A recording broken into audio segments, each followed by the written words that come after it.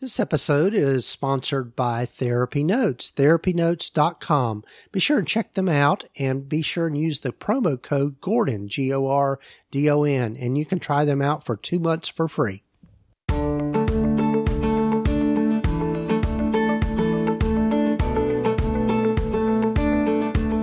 Over 15 years ago, when I started my private practice, I had to learn a lot, and most of it the hard way, and I don't think you need to do the same.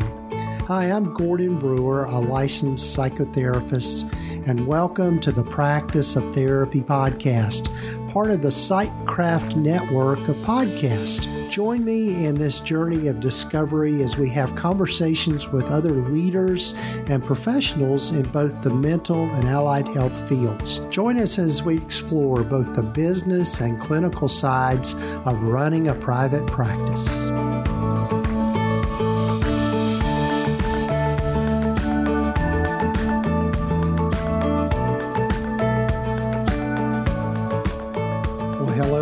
I'm Gordon Brewer, and this is episode number 294 of the Practice of Therapy podcast. So glad you've joined us, and if this is your first time joining the podcast, welcome. And if you're coming back for more, hope you've taken time to follow us or subscribe to the podcast wherever you might be listening to it. So I'm really looking forward to you hearing from my guest today.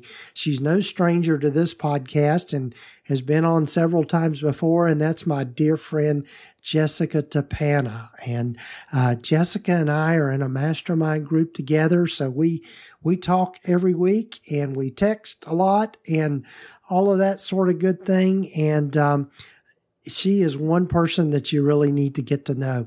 Jessica is the owner of two businesses. One is Aspire Counseling, located in Columbia, Missouri, and also Simplified SEO, which she's most known for. And Jessica is really one of those SEO. She's an SEO expert.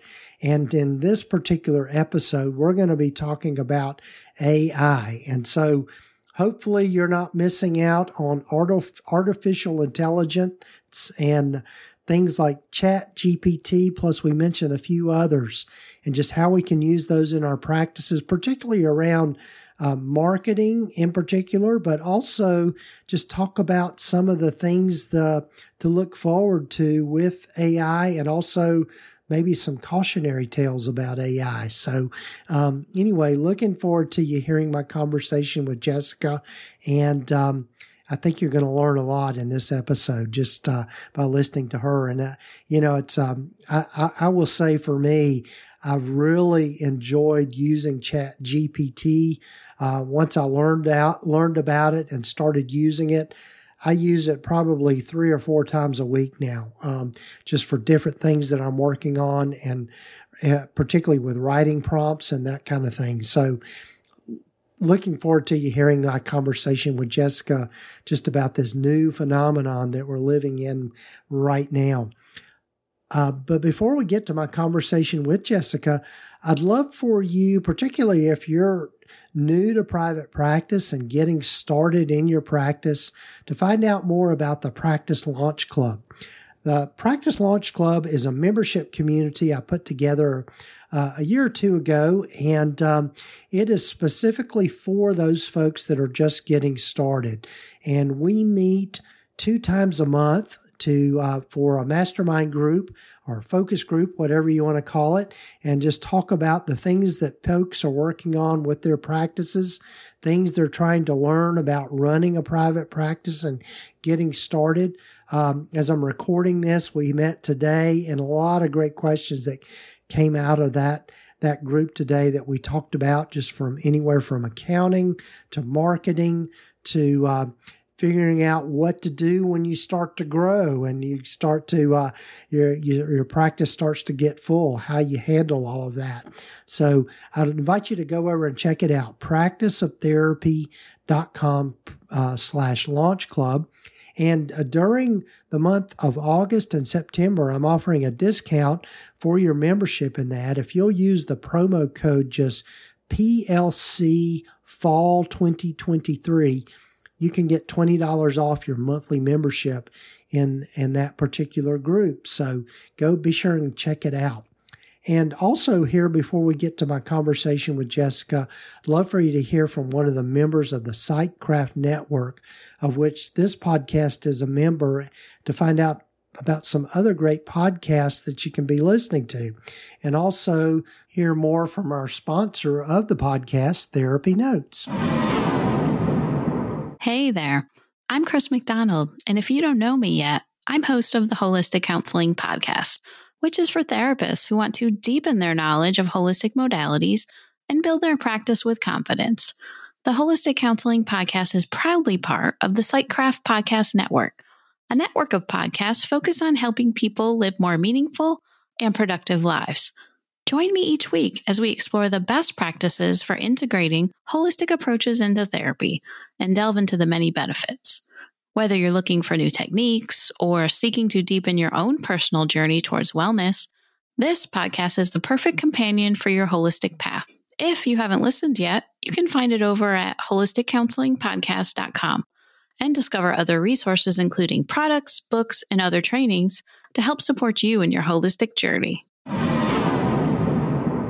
One of the keys to a successful private practice is having the right systems and processes in place to make things run as smoothly as possible. With a system like TherapyNotes, you'll have more time to spend with what matters most, your clients. TherapyNotes is a complete practice management system with everything you need to manage patient records, schedule appointments, meet with patients remotely, create rich documentation, and bill insurance right at your fingertips. Their streamlined software is accessible wherever and whenever you need it. Your clinical records will be secure with less paperwork, which means you can give a much better quality of care. It's the EHR that Gordon uses in his practice. Be sure to check them out today by going to practiceoftherapy.com/therapynotes, and be sure to use the promo code GORDON to get 2 months free.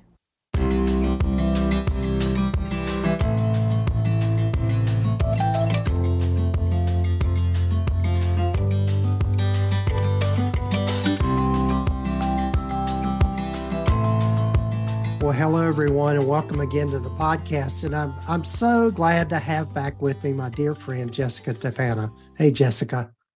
Hey, I'm so excited to be back.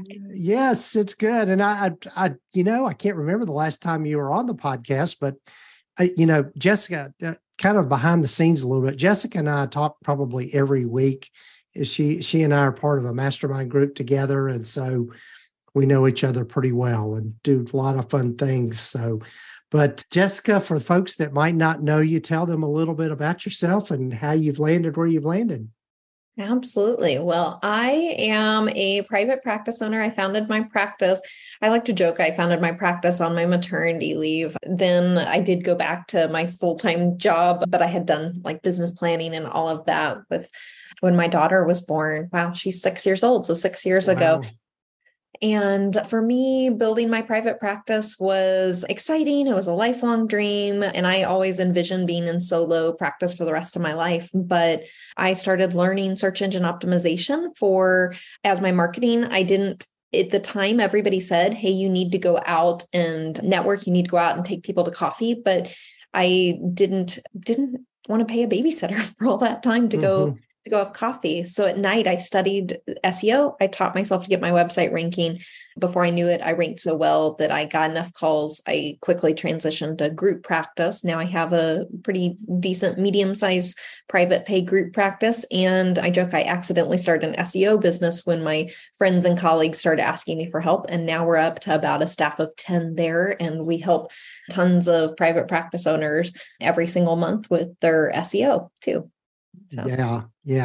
And Jessica's my go-to person when it comes to SEO and just learning how to, and what I love about Jessica's story is that she took something that was a passion of hers and she self-taught, which I think there's some merit in that. But like everybody hears on this podcast, you don't necessarily have to do it the hard way. And you can certainly draw on the expertise of people like Jessica that have learned it. So Jessica and I are going to talk about this new thing, although it's not so new anymore, ChatGPT and artificial intelligence.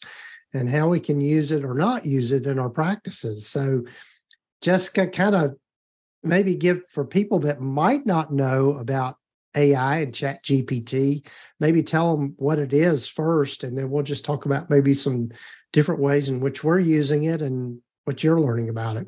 Yeah. So there are so many different ways that you can use artificial intelligence. And like a lot of people, I think in our field, maybe, but particularly in my field, I first heard about for blog writing. And a couple of years ago, I started hearing about people using artificial intelligence like Jasper or Copy.ai, or there are just countless Copyscape. Or that's a different thing, but I can't even remember how many different AI tools I've tested out over the years to write blog posts. And I was really, really skeptical. I'm like, can it really write good content? And definitely experimented with a lot that just had very stilted content, that had content that just made stuff up, had facts that weren't accurate. It was very frustrating. So my team, if we tried out a lot of different things, if not very many of my team members were like even allowed to use any AI, those that were, we had extremely strict rules about how and when we were using it. Then ChatGPT came along. And again, I was very skeptical, but people started saying like, hey, this is different. Like, you've got to check this out. And we realized like we needed to play around with it. So there was like a whole week where I think 3 of us were constantly in communication. And it was amazing because you can just talk to it in real language. You don't have to have any special knowledge. You just like talk to it like a friend. Hey, ChatGPT, pretend you are this and tell me what to do about this. I asked it to pretend it was a veterinarian and to give me some advice about a behavioral issue with my dog yesterday while we were driving home from vacation. We'd heard our dog had a little behavioral issue. And so I'm like, I could ask Google. And I already had ChatGPT open though, because I was using some work stuff. So I'm like, hey, ChatGPT, pretend it. And that's, by the way, first tip is like, tell it to pretend it's acting as whatever you want to act as. Yeah. And yeah, it gave me some ideas that then I took that and I went to Google and got more information. Yeah. Yeah. I know one of the things that I've been using it a lot for is just copywriting. And it's just, like for the Practice of Therapy website. And the other thing that we've been using AI a lot for is with this podcast, there's a service called Swell AI. And so we can plug the audio into Swell AI and it creates our show notes and our show summary for us and does a great job with it. I mean, it's just really amazing what it can do and just saves so much time, creates transcripts for us and everything else. So, yeah. It's amazing how much it can do. This past week, I was doing an SEO training. We had to get some quick SEO, some quick content to optimize. And so a colleague and I were sitting next to each other and we were both trying to copyright for the same website, 2 similar but different pages, right? And so we gave it the same content. A really important note here, though, is I already had a thread going where we'd already been feeding it some information about her practice and she didn't.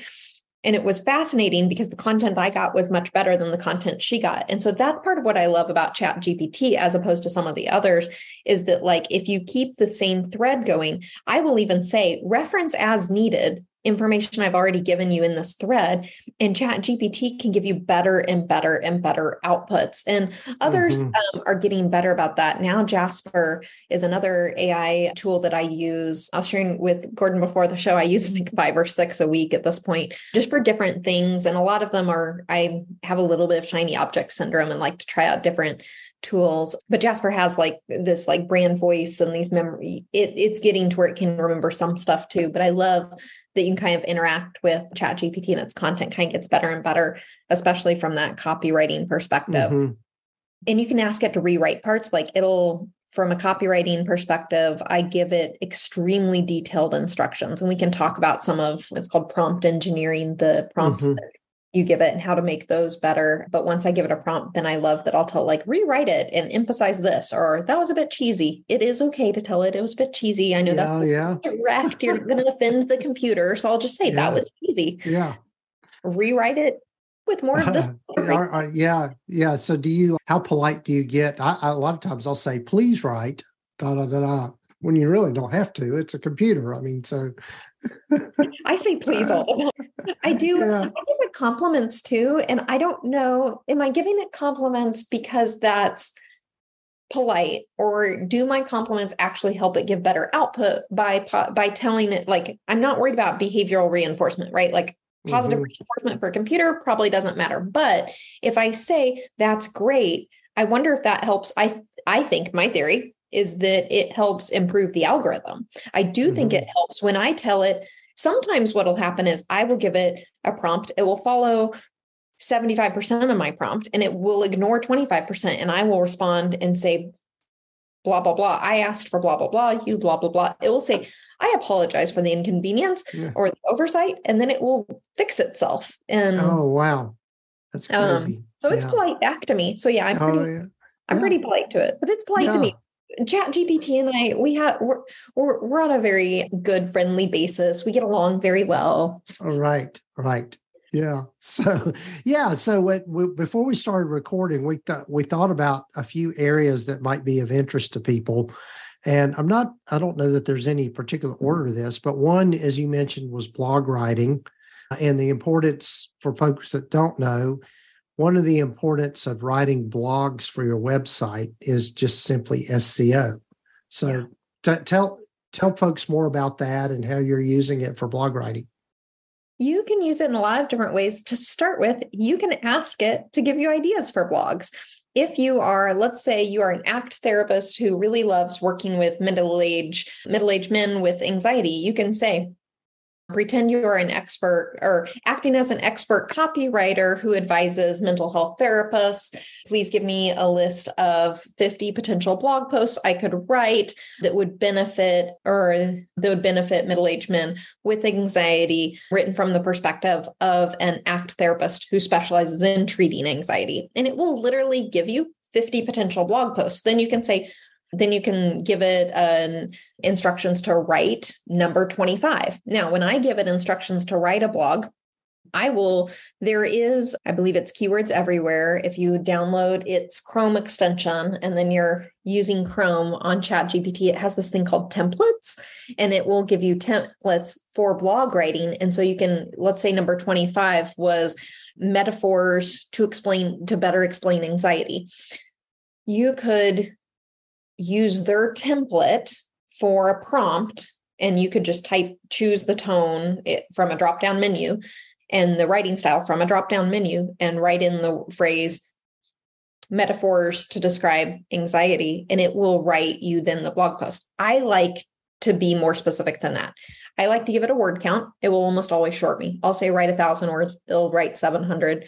I like to tell it to use primarily short sentences because that's good for readability. I like to give it points to emphasize. For instance, for metaphors, I might say use metaphors that would be relatable to topics such as professional careers, high school or college sports, driving, or the weather. And so I've given it topics for those metaphors. I give it more detail sometimes about tone of voice, things like that. I give it lots of really specific details. Then I hit enter, it writes it. I'll almost always ask it to rewrite a section. Then one of my SEO clients told me that this week, you can then tell it to rewrite it rewrite this, keeping the content exactly the same, and add in appropriate subheadings, and it will write your subheadings for you, which was cool to learn that it can do. Yeah, that's cool. That is so cool. Yeah. Like it's like every section of every part of blogging, you can use it. But just like anything else, the more of you give it, the better the content.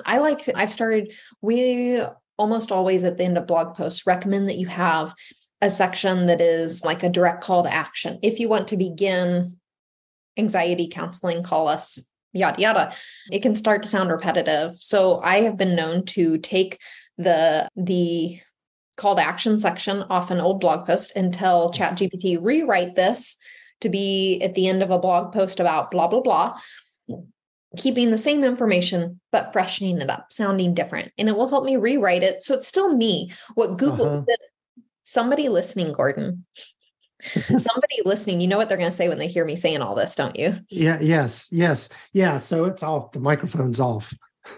somebody's gonna say, Jessica, don't you know Google's gonna like get you in trouble for using AI? Because that's their fear, because Google's guidance at first was super unclear. Google came back and specified recently that what they want is quality content. That's what they care about. It's okay to use AI, but they don't want you just like blindly telling AI, hey, write me a blog post about anxiety. Like if you just tell ChatGPT, write me a blog post about symptoms of anxiety, you're going to get the same blog post. It's written for 20,000 other people. It's only minimally, if at all, going to help your website.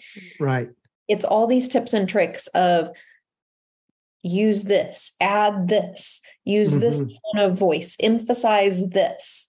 When I'm sitting here wearing my SEO hat, it's really important that you hear me say, you have to infuse yourself still. You have to be you still. Yeah. And I think what I've found is just taking what they write as a template and then going back in and correcting it and that sort of thing. What was cool is I think I had used it the other day to write kind of the course I'm putting together on podcasting. And I had them write kind of some promotional kinds of stuff for that. But I wanted them to write it in second person rather than, I think it was writing it in first person. And I didn't put that prompt in there. And I just put in rewrite in second person. And so it went back and it changed everything. I could have gone through and changed it all myself. And I thought, well, that's ridiculous. I'll just tell ChatGPT to change it up for me. Yeah.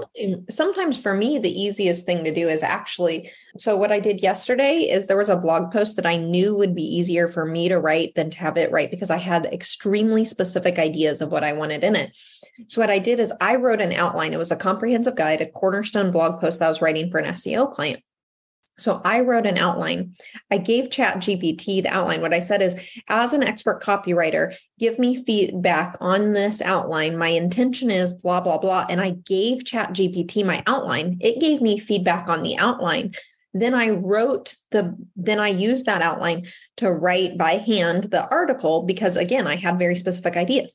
I go to put that article on WordPress, which has Yoast, and it screams at me that my reading level is too high. And I go to Hemingway, and sure enough, my reading level is very high because Jessica's very wordy. I went to grad school just like all of you did. And we all, us therapists, we tend to write at high school or a lot of times like graduate level writing without meaning to. And I had done that. So I could see that one of my big problems was in certain sections, I had super long sentences. So there were a few sections, I had written the article, but there were a few sections where I took the paragraph, I went over to ChatGPT, I said, rewrite this paragraph to keep the same content, but have shorter sentences. Each sentence should have no more than 19 words.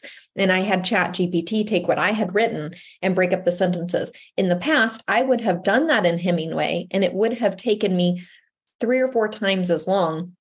And I didn't do that for the whole thing, but I did do it for a handful of the paragraphs that were like, if you've ever used Hemingway, it like makes it bright, it makes it like red, the sentences that are really complicated. Yeah. For the paragraphs that were like all red, that I had gotten way too wordy because I was way too excited about the topic.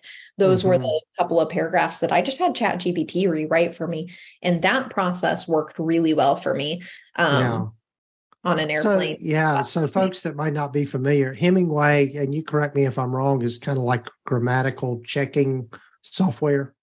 It is, but it is. And it's like really awesome. Hemingway editor it's similar to Grammarly, but better. And you actually can use both. We actually sometimes use both. But what Hemingway does is if you put content in there, it will tell you approximately what reading level, like what grade level the reading level is. And what I love is other tools will tell me you've used too much passive voice. I apparently talk a lot in passive voice.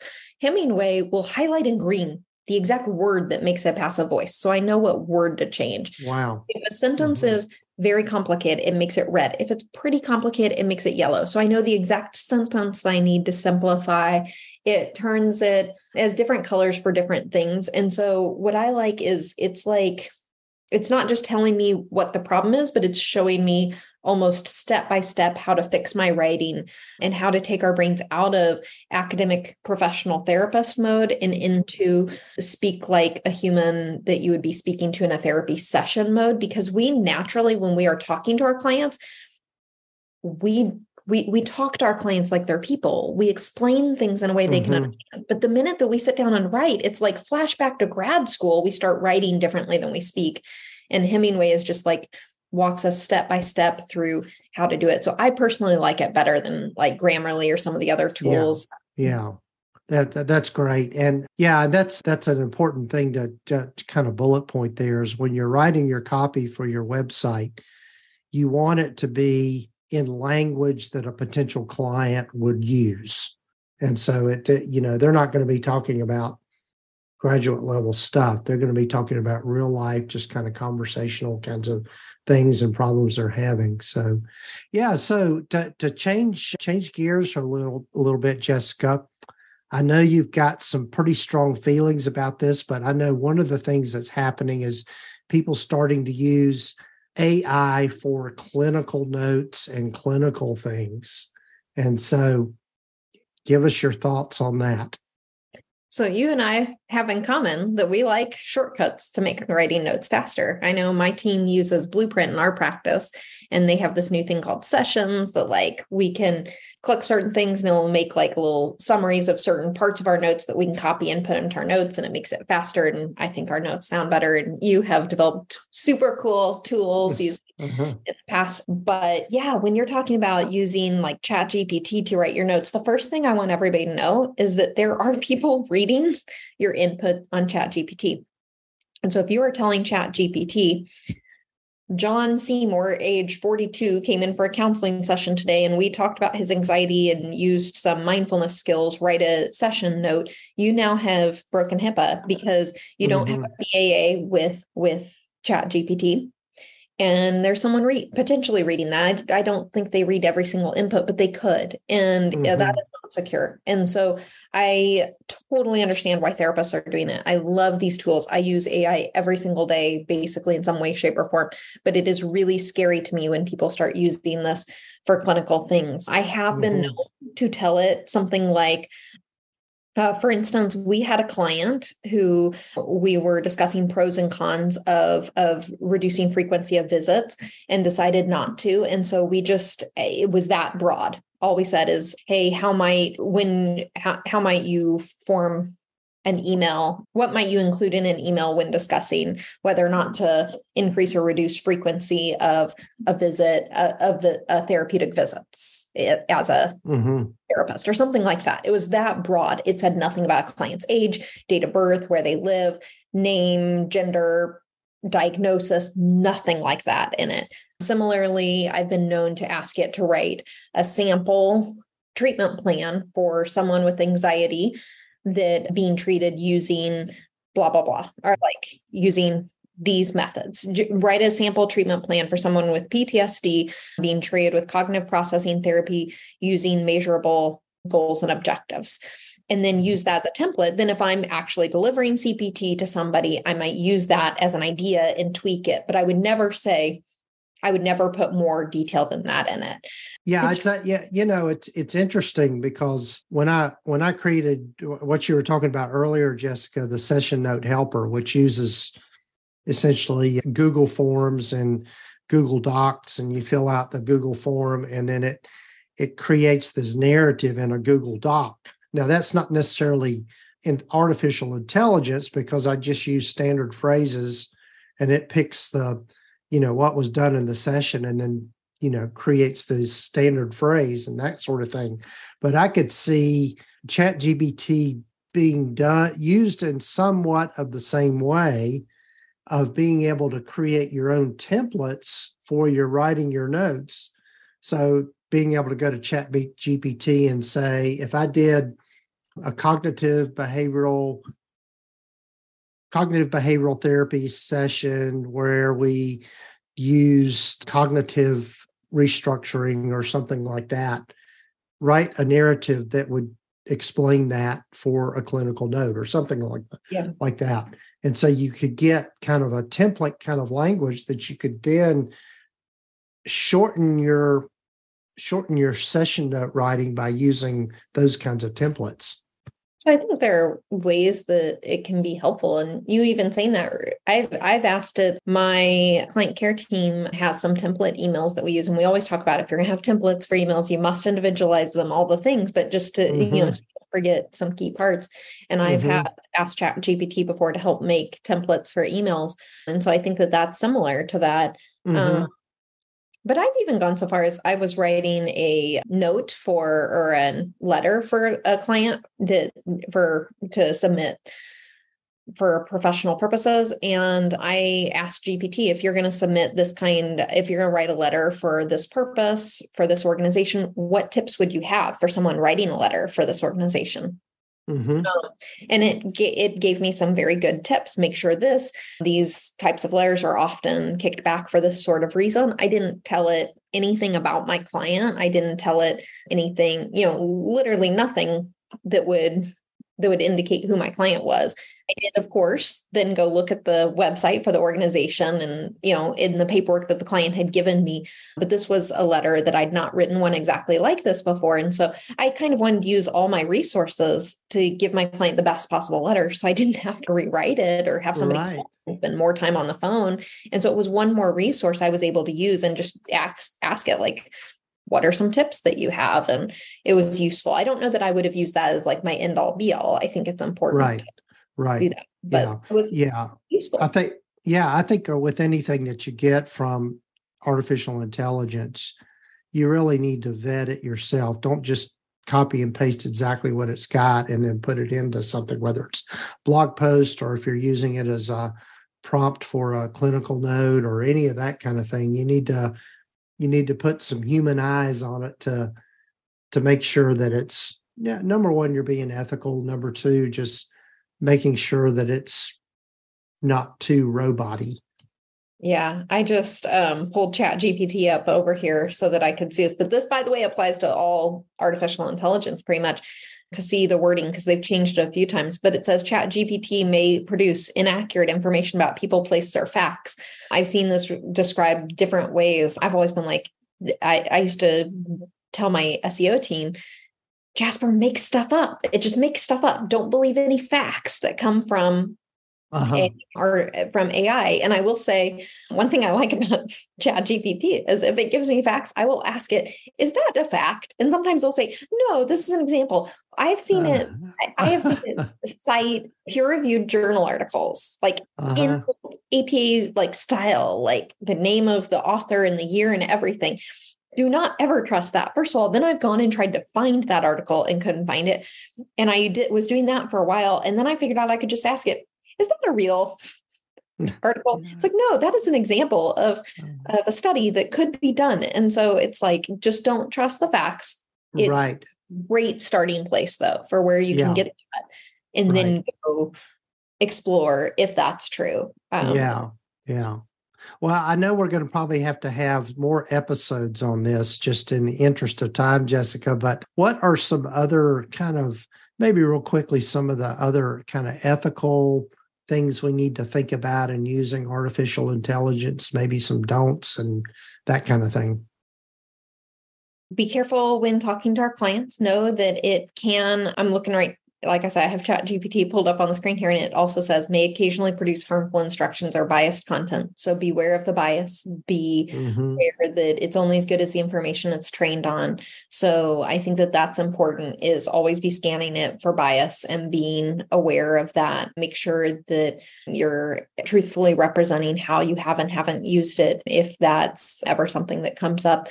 And also just being aware with clients and talking to them. I had a client that we were trying to think of different options for how they could phrase something. And so in a online therapy session, I pulled up ChatGPT, but we talked about the dangers of using ChatGPT to generate these ideas. And then we used ChatGPT to come up with a lot of different ideas of how the client could say something, and talked about the pros and cons. But this was a client that I felt like had the discernment skills for us to do that. I certainly have some clients that I wouldn't have been like, go ask ChatGPT for advice, because I would not want the client to go use ChatGPT for therapy. We definitely have seen there have been lots of proof out there. Just do a Google search if you want to see that is a big concern. And I think we as a field should be very concerned about that. We know that people in the AI field have expressed a lot of concern about the ethics of AI and about the capabilities.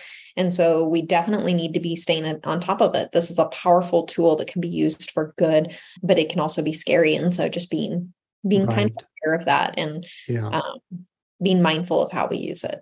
Yeah. Yeah. And just some of the buzz I'm hearing is that, particularly for online sessions, therapists using AI to give them kind of talking point prompts, during a therapy session, which it's a little scary, I think, as far as not, being too dependent on it to really do clinical work. Wow. I hadn't thought of that. My immediate thought is I'm like, wow, AI isn't a therapist. Oop, sorry.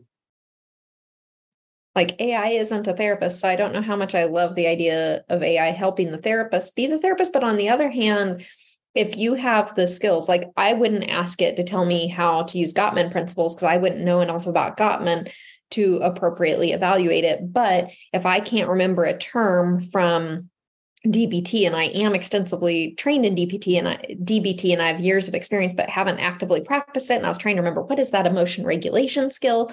Like I could see maybe in a session asking it or if I'm trying to explain dialectics the way I always have, and the client's not getting it, maybe I could ask it for ideas, but I think that you have to have the knowledge to evaluate what it's saying, because it does have such a tendency to make stuff up. That's my fear with therapists relying on it too much, is you could end up perpetuating inaccurate information. Right. Well, Jessica, I know we could spend all day long, and maybe we will one time. Literally. Talking about this stuff, but tell folks how they can find out maybe more about this. I know you've done some blog posts and some other, do you have a training coming up or anything about all of this? Yeah, absolutely. If you go to our website, simplifiedseoconsulting.com, check out our blog posts. We have tons of blog posts on this topic. And yes, we've been hosting a series of webinars. I don't have the training schedule up in front of me because I just got back from vacation, sorry. But if you look on there, we keep all of the latest stuff, and we do have a variety of blog posts on this. And most importantly, we're going to keep them coming. So this is a topic that's evolving. And even now, the advice I give is a little bit different than what I gave 3 months ago. And if you're listening to this recorded 6 months from now, definitely check out our blog, because 6 months from now, the blog posts, we may have 3 new blog posts about AI that might have even slightly different advice, because this is such a quickly evolving area. Right. Yeah. Well, we'll have links here in the show notes and the show summary to get to simplified SEO quickly. And Jessica's got some tons of resources. And if you've never heard Jessica give a talk or whatever, find places where you can do that. I know one thing, quick shout out for our good friend Whitney. Jessica's going to be at the Wise Practice Summit in October in Savannah, Georgia. And Jessica and I will both be there. And I know, Jessica, you're presenting. I am. And you're presenting too, right? No, not yet. I might be a backup somewhere along the way, but I'm not so far. Okay. I'm not. I'm just looking forward to being there, just attending. So it's going to be a great group. I was looking at who all's going to be there, and it's going to be amazing. I can't wait. And we get to hang out in Savannah, and the hotel looks incredible. Yes, it does. It's going to be a great event. So there you go, Whitney. We gave you some free advertisement. So, but anyway, Jessica, I'll be talking with you here soon.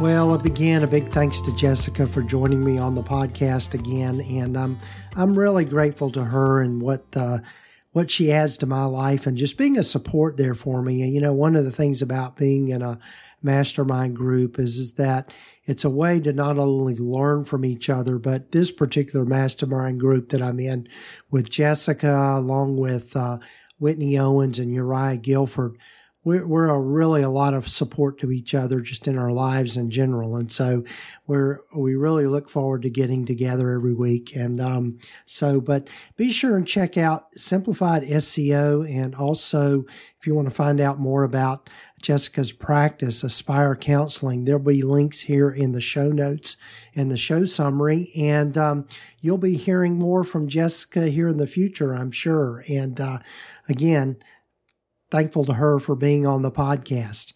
And also, before you go, if you'll be sure and check out the Practice Launch Club by going to practiceoftherapy.com/launch club. And if you're in those beginning stages of starting your practice, this community can be a big support to you. So be sure and check it out, and be sure and use that promo code between now and the end of September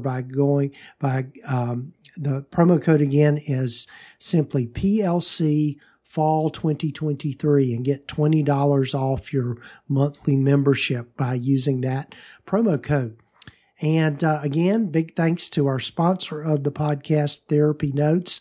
They are the leading electronic health record system for mental health providers. They're who I use in my practice, and we just couldn't operate without them.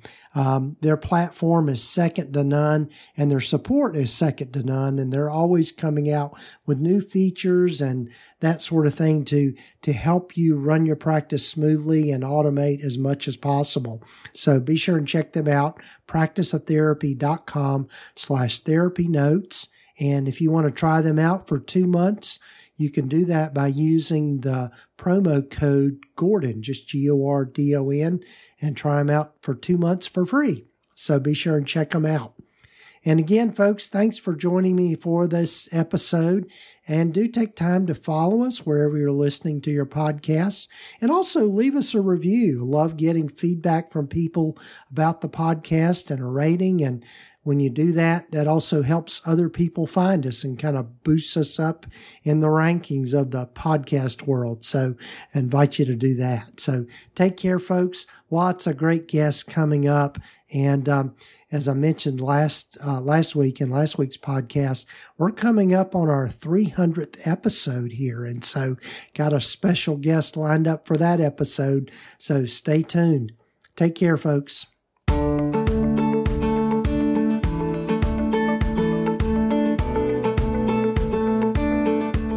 You've been listening to the Practice of Therapy podcast with Gordon Brewer, part of the PsychCraft network of podcasts. You can find out more about the other great podcasts in the network by visiting psychcraftnetwork.com. And if you haven't done so already, please visit us at practiceoftherapy.com and get your free private practice startup guide, along with a lot of other great resources and webinars and free things just by visiting. Also, be sure to follow us wherever you might be listening to your podcasts. This podcast is intended to be educational in purpose and is not intended to give legal, accounting, or counseling advice. If you need a professional, find the right person for that.